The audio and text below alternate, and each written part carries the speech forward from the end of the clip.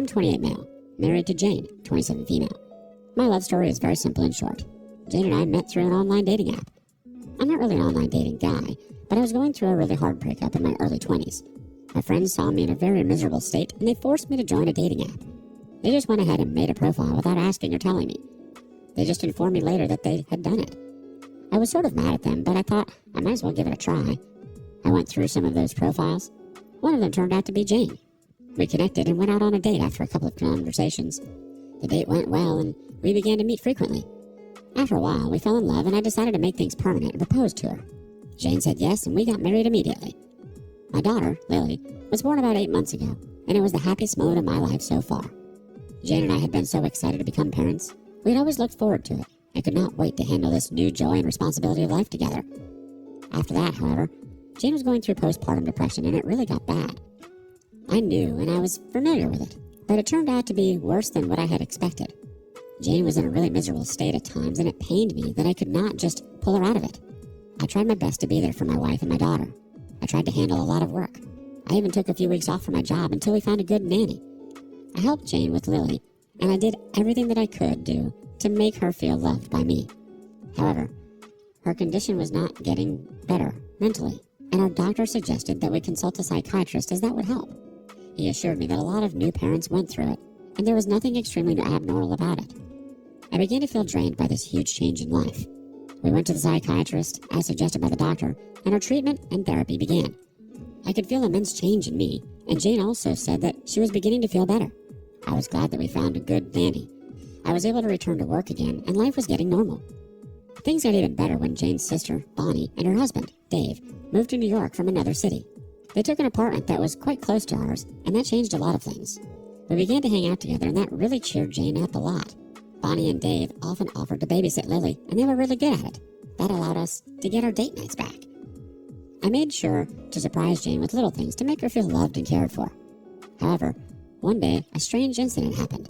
It was a weekend, and I was anticipating our usual date night. I had asked Bonnie if she was available to stay with Lily, and she had said yes. I had planned to take Jane to the restaurant where I had proposed to her. It was our favorite restaurant, and we went there for special occasions and celebrations. I had not told her, and had decided to keep it a surprise, and I was really excited about it. But Jane refused to go out that weekend. I kept asking her the reason, and she refused to say anything. I asked her if she was feeling all right, and she insisted that she was fine. I did not know what was wrong. I got upset myself because I had made the reservations and had paid for it, and I really wanted us to have a good time where we did not have to think of anything else. Jane was being really rude to me and answering in a weird manner. I got mad at her too. I did not say much to her, except tell her that I had made reservations for us, and I really wanted to make her feel good. I had expected a little bit of goodness from her, but her attitude remained bad. She gave no reaction, answered rudely, and left the room. She called Bonnie and told her not to come to babysit Lily. I'm sure Bonnie was surprised too. By that time, I had gotten really frustrated. I took the car keys and left to drive somewhere alone. I could not deal with Jane like that. She was not being vocal and was not communicating how she was feeling, and it was driving me crazy. For the past few months, I knew it had been immensely hard for Jane with the pain of childbirth and postpartum depression, but it had been nothing but good to her. I had been making all the needed efforts for my wife, but at the end of the day, I'm a human myself. I needed to feel loved too. I also got drained and tired. I had never let out my exhaustion at my family. No matter how tired I had been, I never talked rudely to Jane. I always acted fine and pretended to be normal. Moreover, it's been 8 months since I'm dealing with this. With Bonnie and David coming into the picture, I was hoping things would get better, and it did get better, but after last evening's incident, I feel we are going back to square one. Why could she not do that for once? Or was it not her fault, and she just could not help it? It's hard to say. She might have very well been going through something in that moment and just wanted to stay in. But the way that it was handled wasn't ideal, especially since you guys have been going through therapy. I mean, the therapist likely said communication is important in a relationship. So it's disappointing that she's refused to talk to you and just seemed to have shut down. You tried your best, OP. I'm sorry. Update 1. I was upset at Jane the last time that she behaved like a stranger towards me, but I somehow convinced myself that it was not her fault, and it was just an emotional reaction to this particularly hard phase of her life. I was like, that woman gave me a beautiful daughter, so I could also be more tolerant towards her. I love her a lot. I did not want her to feel bad because of me in some way, so I made up to her. I apologized for getting infuriated by her reaction. Jane was reluctant, but she made up. She didn't accept that some of the things that she did and said were not fair to me, but I let that go. As long as she was happy, nothing else mattered to me more. Things got slightly better, especially in the presence of Jane's sister. Jane felt very calm and relaxed around Bonnie, I observed. I was happy about it. At least she was at peace in someone's company, and that was enough for me. One day, I was coming home from work. I texted Jane to ask her if she needed anything that I could bring on my way home. Jane replied that she was at Bonnie's with Lily. I thought I might go to Bonnie's apartment and surprise her. I got some tacos for all of us and went to Bonnie's apartment. I knocked at the door. It took some more time than usual for David to answer the door. He was delighted and surprised to see me. We went inside and I saw Jane sitting in the living room with Lily asleep on the couch. Jane seemed a little distracted, but she said that she was fine. I asked about Bonnie and I told them I had brought tacos for everyone for dinner. Jane told me that Bonnie had gone out to get some milk as they had run out of it, and David had just gotten home from work. I know it should not be like that, but it bothered me a little to know that David and Jane were alone in the apartment. I immediately brushed the thought out of my head, reminding myself that David was just like a brother to Jane. She treated him like her brother, and she was her sister's husband, so letting such a weird thought in my head was very low of me. I scolded myself in my mind and decided never to think of such an obnoxious thing again. David and I watched a soccer game while we waited for Bonnie. Bonnie came after about 20 minutes with milk and some other things. She was happy to see all of us together. We had a great time. Jane felt good and it was obvious. Talking to David also made me feel much better than before. While driving back home, I asked Jane if she was feeling good after spending such quality time with Bonnie and David. Jane still seemed a little distracted and distant, as if she was not fully present and was not really listening to me. She had been so lively and happy at Bonnie's, but as soon as we got into the car, her entire aura changed. She murmured that yes, she was feeling great, but her expression said something else.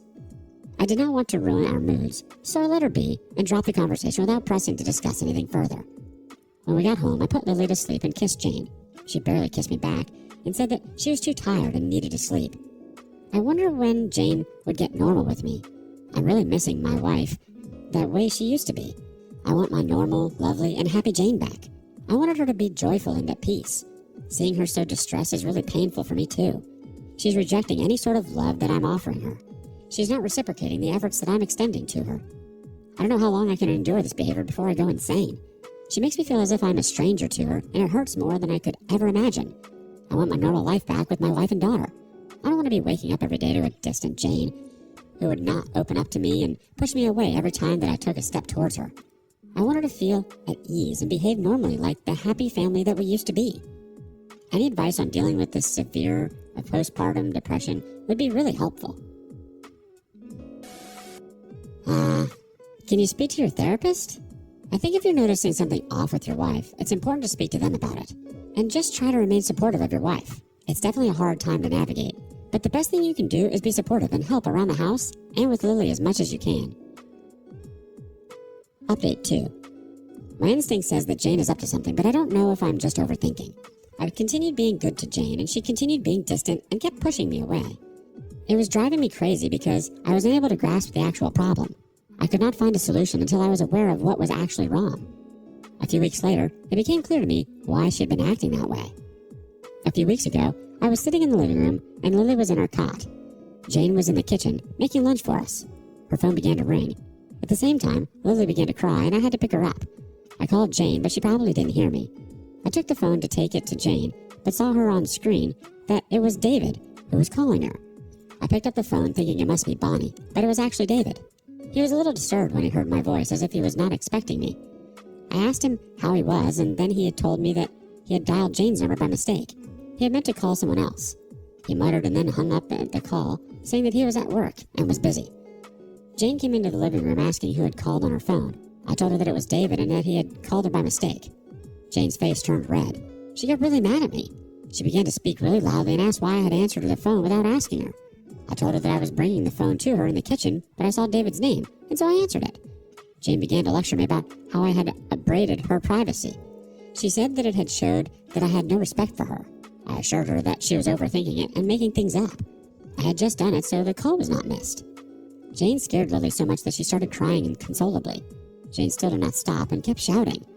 I picked Lily up and carried her outside. I was hoping to calm her down somehow. I could hear Jane still shouting as I left the house. I don't know what had gotten inside her. It was getting too much for me now. It was not as big of a deal as Jane had made it into. Why had she gotten all defensive and enraged? It was so abnormal. I did not know where to go, so I just walked over to Bonnie and David's apartment. I was hoping to spend some time with them so I could take my mind off of things that had just happened. Bonnie was overjoyed to see Lily. I asked about David, and Bonnie told me that he had gone to pick up some stuff in the supermarket and that he would be home soon. I was very distressed with everything that had happened. I needed to share the stress that I was going through with someone, and so I decided to tell Bonnie. I shared the entire incident about how David had called by mistake from work, and Jane had completely overreacted. She had been extremely rude and mean and could not control her rage. She just kept on shouting, and so I had to take Lily out of that environment for some time.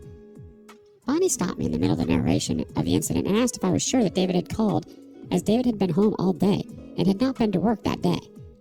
It confused me, as David had lied to me that he was at work. It was stuck in my head, but we let that go for some time and began to discuss Jane and that she was not all right and that something needed to be done for real as things were getting out of hand. Bonnie tried to calm me down and explained that Jane was suffering mentally, and she acknowledged the fact that it was really hard for me, but she asked me to just remember the fact that I loved her a lot and that it was one immensely hard and challenging phase of my life that would pass. Half an hour later, David got home. We talked and drank beer, and then I took Lily home. I was a little hesitant to face Jane. When I got home, Jane was in the bedroom. I brought Lily to her. She didn't say a word to me.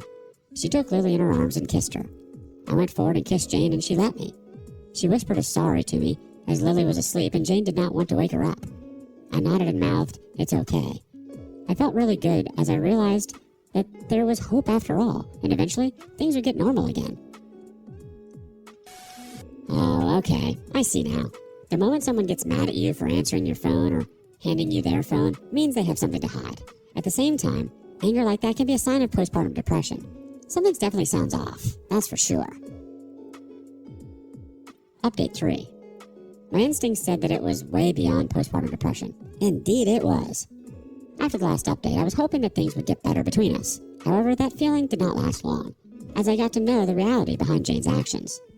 One day, about 3 weeks ago, I was at the office when I got a call from Bonnie. Bonnie was crying and sounded devastated. I got worried and asked her if everything was okay.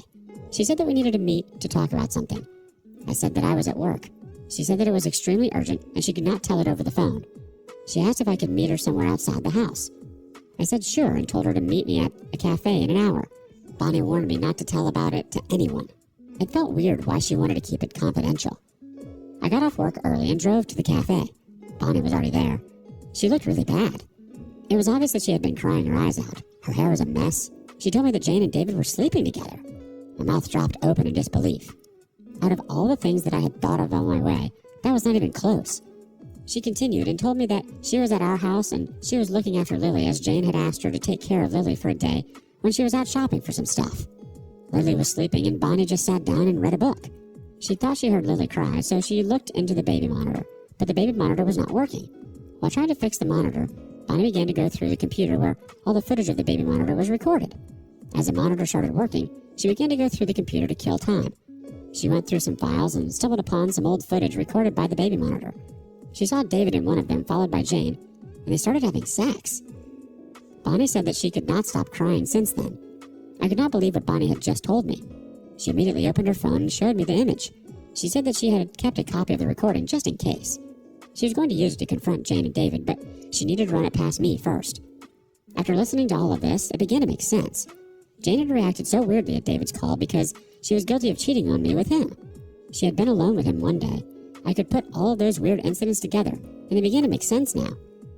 Bonnie had already cried, but now I needed some time to process all of it before I took some action. I wanted to cry, but tears just did not come out. My heart felt very heavy, and I felt hollow inside my chest. I asked Bonnie what her plan was. Bonnie told me that she had decided to do a huge revelation to Jane and David together in front of everyone. I was a little skeptical of doing it in front of people, but when I thought of the humiliation and embarrassment that they would have to face, I felt a satisfaction in my heart. Bonnie and I planned this surprise party for Jane. We wanted to make her feel special, which was what we portrayed to our friends and family that we invited over. David had a hint about it, but he was not really involved in the arrangements. Mostly it was just Bonnie and I, so we made sure that things went according to our plan. I took Jane out for some time while Bonnie completed the final preparations. She arranged a huge screen where we were going to play the video that we had captured from the baby monitor. Bonnie texted me telling me that most people had arrived, and so I took Jane home. Jane was surprised to see everything. She turned around to me and hugged and thanked me. I wanted to push her away, but I somehow controlled myself once again. As the guests settled, We played the video on the screen, and the whole place was filled with shock.